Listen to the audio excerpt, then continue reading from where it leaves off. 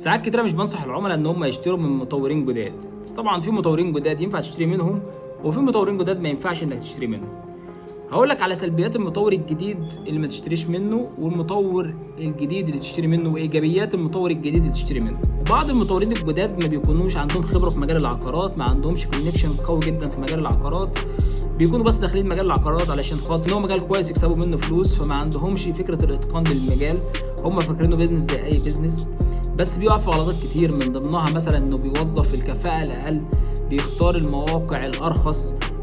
بيحاول يوفر في تكاليف الانشاء، بيحاول يوفر في على حساب الجوده، فبالتالي كل ده مش هيضمن لك نتيجه كويسه جدا جدا. حتى الالتزام بالتسليم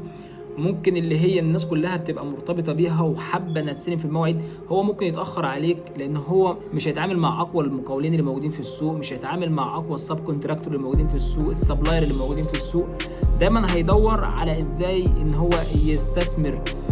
على ازاي ان هو يكسب على حساب الجوده وعلى حساب المستقبل بتاعه، الا اذا كان هو فعلا مطور طموح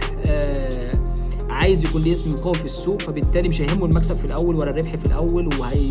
بالعكس هيقلل هامش الربح بتاعه بحيث ان يبني براند ليه قوي جدا في السوق. ولينا في الموضوع مطورين في السوق بداوا فعلا من السكراتش، يعني بداوا من الصفر، بس دلوقتي من اكبر المطورين اللي في السوق العقاري في دبي. طبعا برضو من السلبيات اللي بتواجهها انت مع المطور الجديد، بتبدا من البدايات برضو، يعني انا ما بشوفها برضو ان هي بتبقى حاجه مش كويسه بقى. اول انطباع ما بيكونش افضل شيء، انك انت ما بيكونوش عارفين الاجراءات الاعمال الورقيه المهمه جدا بتمشي ازاي، يعني ما يعرفش الاو تي بي والبوكين فورم ايه الصيغه القانونيه او الصيغه الافضل البروفيشنال ليهم، ما يعرفش يعمل سيلز اوفر قوي جدا، ما يعرفش يعمل حتى الاو تي بي او البوكين فورم زي ما قلت مش هيبقى قوي جدا، السيستم اللي بيستخدمه هيكون سيستم مش افضل شيء، فعمره ما هينم على البروفيشنال في الموضوع بتاعه، هيبقى في غلطات كتيره جدا جدا. الغلطات دي انت ونصيبك، يا اما تقدر تتجنبها لو معاك وسيط عقاري او معاك مستشار عقاري فاهم الاجراءات دي كلها، فبالتالي يكون هيحفظك ويحافظ على حقك في الفترات الاولانيه دي، يعني اسمك مش هيتكتب بالغلط، التفاصيل بتاعت الوحده هتتكتب صح، البيانات صح، الاطلاله صح، كل حاجه هتبقى موجوده صح، مش هيبقى فيه لخبطه في الموضوع، لانك انت وانت بتشتري ساعات كتير جدا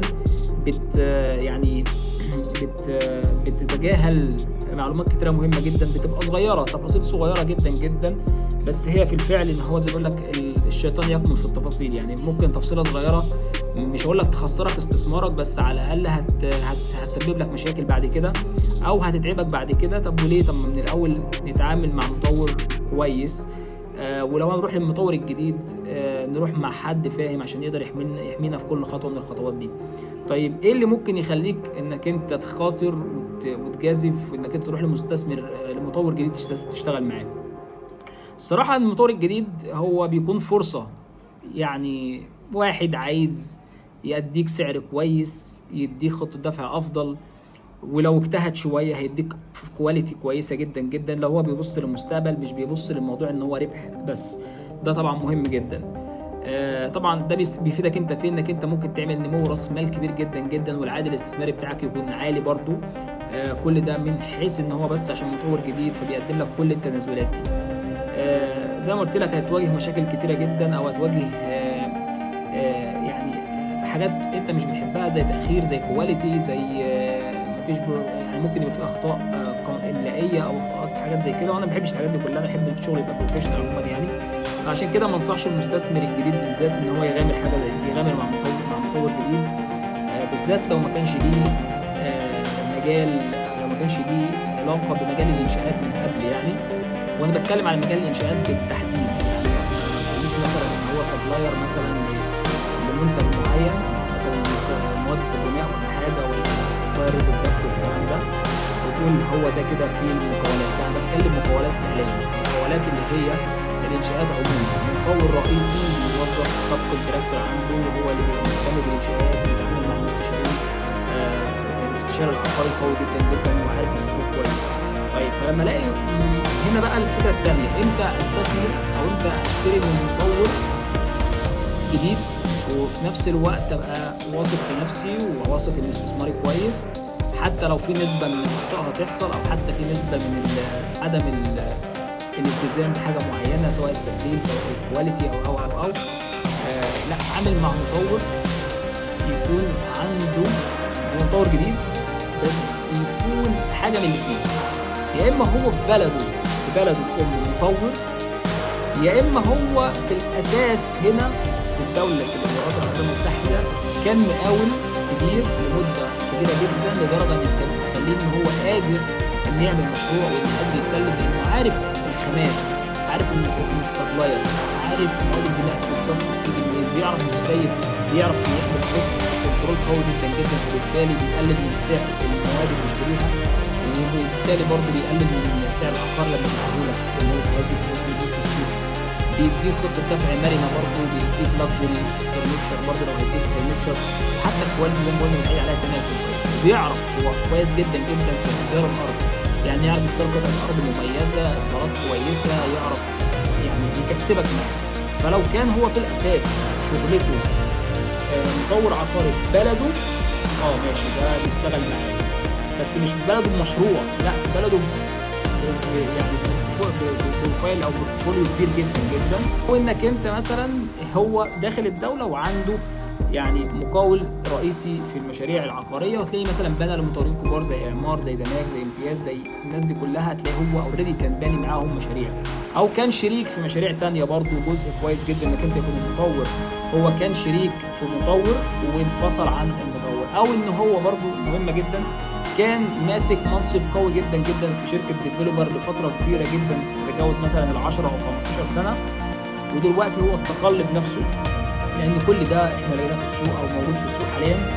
واستقل في نفسه وعمل شركه تطوير عقاري، فهو برضه فاهم العقارات، فاهم الانشاءات، عارف هو رايح فين وجاي منين، وعارف بيكسب ازاي، وعارف هيكسبك برضه ازاي، فبرضه بيديك تنازلات في الاول. فالجانب يعني اهم حاجه واحد ملوش خبره في العقارات خالص من فتره كبيره جدا جدا وريسك كبير جدا وصداع هيتعبك، حاول تتجنبه مهما كانت القرارات، حاول تتجنبه مهما كانت يعني التسهيلات، الا اذا انت برضه زي ما قلت لك متقبل الكلام ده، ومتقبل ان هو يجي في المستقبل ويأخرك في التسليم، تبقى مش افضل كواليتي، ويفضل يكون معاك حد فاهم في العقارات عشان يساعدك في الكلام ده كله، او انك انت تروح بقى للجانب الثاني، الناس بقى اللي عندها خبره اوريدي زي ما قلنا تشتغل معاه. طيب المطورين القدام بقى اللي في السوق،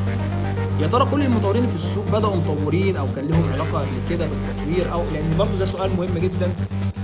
او اعتراض بيبقى بنواجهه من العملاء، انا محمد النهارده ليه مثلا لا المطور ده بس مسلم مشروعين ثلاثه، لا المطور ده مسلم مشروع واحد، ده مطور جديد.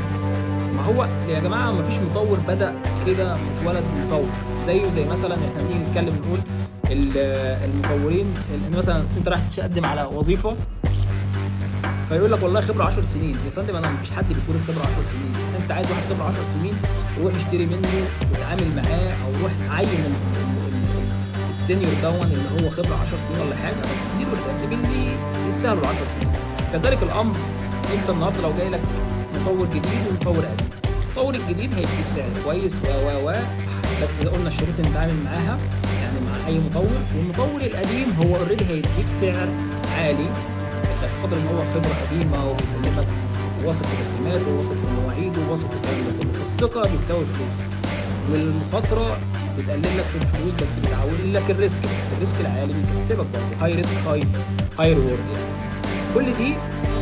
حقائق من قلب السوق العقاري في دبي، وياما مطورين جداد طلعوا وعملوا بوم وعرفوا ان هم يسلموا حاجات كويسه جدا، وياما مطورين قدام برضه ممكن يرد يحصل معاهم تاخيرات بسبب حجم المشروع وكبر المشروع او ظروف طارئه زي ظروف كورونا اللي حصلت، او ان المطور